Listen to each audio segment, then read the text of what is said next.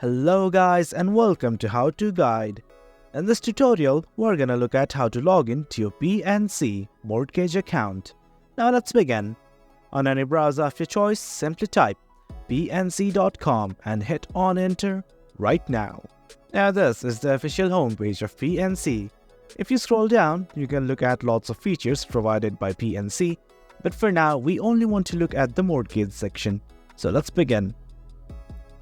At the top right, you will find something like customer service. Simply click on it. Scrolling down, we will find the main topic we're looking for, that is mortgage. Click on it once again. In this page, you can look at all the features related to mortgage. And now we want to log in. At the top right, here is the sign in button right here. Simply click on it. Now it's going to ask you to enter your credentials, that is your user ID and password. In case you forgot any one of them, here is the forgot ID or password button. Simply click on them and follow the prompts. That way, you can again regain access to your account. Now let's enter our credentials.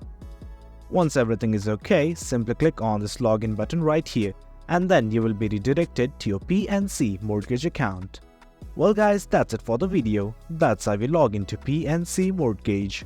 Hope you guys found this video informative, and for more content like this too, remember to hit like, share and subscribe. Thank you.